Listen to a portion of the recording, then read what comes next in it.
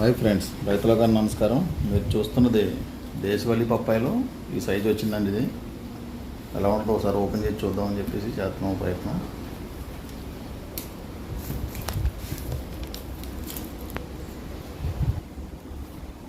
చాలా స్ట్రాంగ్గా ఇది.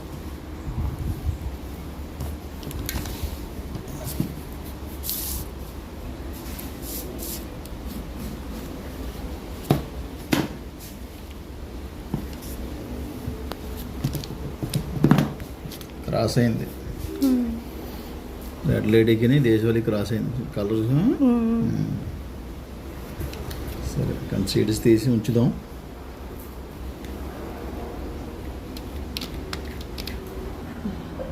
చూడండి ఫ్రెండ్స్, ఇది మన రెడ్ లేడీకి దేశవాళీకి క్రాస్ అయ్యి ఉండొచ్చు. లేదనుకోండి మా దగ్గర గోల్డెన్ పప్పాయి చెట్లు కొన్ని ఉన్నాయి.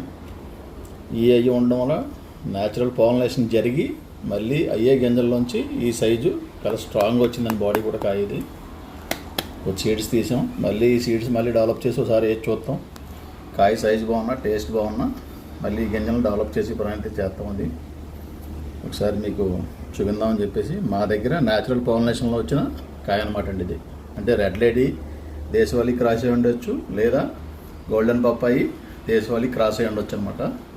మాకే కొంచెం బాగుండా వచ్చింది. ఇదే కాదు, ఇంకో కాయ కూడా చూపించాను మీకు. క్రాసింగ్ అవ్వడం వల్ల ఈ సైజు వచ్చినమాట. కాయలు బాగున్నాయి, కాయ కూడా ఫుల్ స్ట్రాంగ్గా ఉందండి. ఇది కూడా బాగా ముగ్గినా కానీ స్ట్రాంగ్గా ఉంది కాయ, చాలా బాగుంది. ఇది కలర్ కూడా బాగుందండి, బాగా వచ్చింది. ఒకసారి షేర్ చేసుకుందాం అని చెప్పి చూడండి.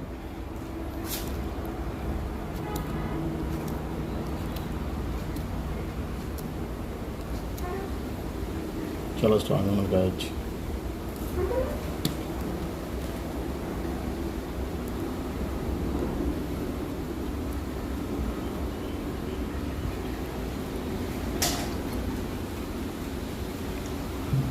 టేస్ట్ కూడా బాగుందండి.